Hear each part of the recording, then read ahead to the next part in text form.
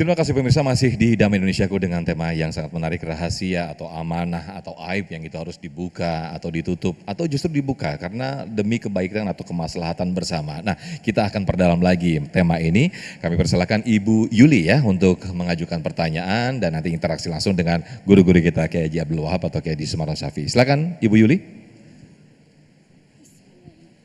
Assalamualaikum warahmatullahi wabarakatuh. Waalaikumsalam warahmatullahi wabarakatuh. Tadi di awal sudah dikatakan bahwa ada harum dan haram. Apabila terjadi dalam khususnya di pasangan hidup ya Pak ya.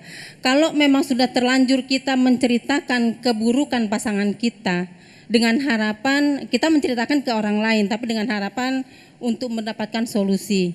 Nah kalau itu sudah terjadi apa hukumnya, apa itu dikatakan termasuk haram, dan cara kita memperbaiki dengan kesalahan atau dosa yang sudah kita lakukan. Baik. Terima kasih. Terima kasih Ibu Yuli. Waalaikumsalam. Ini yang pas banget Kiai Sumarno nih kayak yang jawab nih. Silakan, boleh sambil nongkrong di sini aja ya. Terus ngapain ngomongin keburukan suami ya?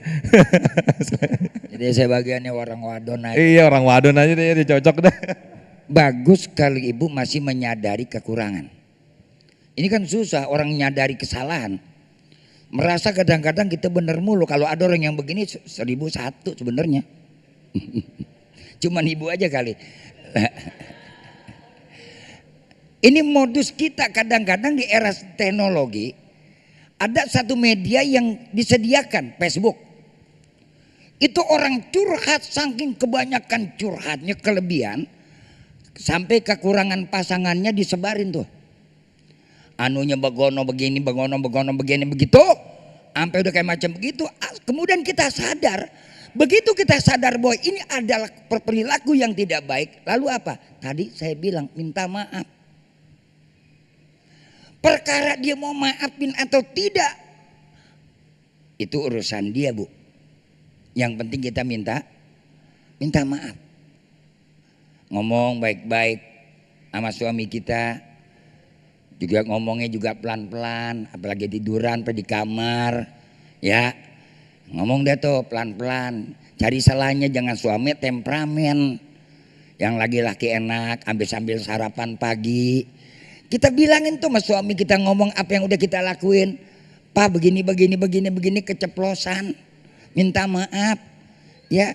Andaikan tuh suami memaafkan, Masya Allah luar biasa. Ibu mulia, suami lebih mulia. Andaikan suami enggak maafin sama kita, lalu bagaimana Pak? Udah urusan dia, tugas kita minta maaf. Ini kan kadang-kadang kita takut, apa kira-kira dimaafin atau enggak. Tugas orang yang bersalah minta maaf. Siapapun manusia yang bersalah, jangankan kepada manusia, kepada Allah pun Allah tunggu. Kepada siapa? Orang yang minta maaf. At-taibu minaz dzanbi kaman la dzanbalah. Orang yang bertobat, orang yang minta maaf dengan segala kesalahan dan dosanya, kaman la dzanbanlah, bagaikan orang yang tidak punya dosa. Enaknya minta maaf, cuman minta maafnya berat. Ada gengsi kita. Gue kira-kira kalau gue minta maaf jatuh nggak nih harga diri gue? Satu, ya kan? Yang kedua kalau gue minta maaf kira-kira diterima nggak nih urusannya? Kan begitu. Bapak juga sama, andaikan umpamanya orang hidup dalam kehidupan ini kan gak selamanya ada yang mulusnya ya Pak. Gak selamanya jalan baik mulu, gak selamanya enak mulu.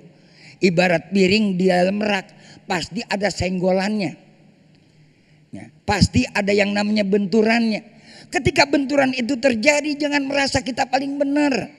Siapapun di antara kita yang lebih dulu minta maaf itu yang lebih mulia. Kenapa kadang-kadang kita jadi manusia meminta maaf itu berat?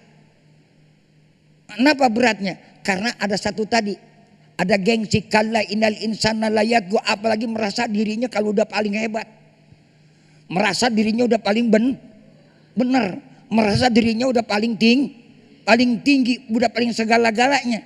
Apalagi maaf kalau seorang istri umpamanya pendapatan ekonominya, penghasilannya lebih dari suami, maaf. Terkadang lebih banyak sekarang wanita yang menjajak, menginjek-injek suaminya. Awas dengerin orang wadon. Sebab apa? Walaupun bagaimanapun ar-rijalu qawwamuna 'alan nisa. Laki-laki itu derajatnya lebih tinggi daripada perempuan. Suami kita Bu nanti yang akan mempertanggungjawabkan amal ibadah ibu di hadapan Allah. Jangan mentang-mentang ibu udah jadi ustazah. Wow, udah dipanggil ustazah merasa paling keren. Lakinya keroco biasa aja. Ini kebanyakan begini, maaf nih. Saya ngomong buka terang-terangan aja, jangan pada kesinggung yang di luar sana ya. Ya emang gua kagak tahu ada kelakuan lu pada. Halo. Halo. Dengerin nih.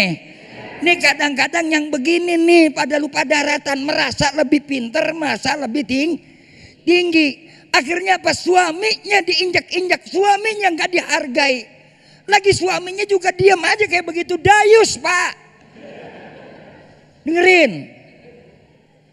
Oh, sebel gue jadinya.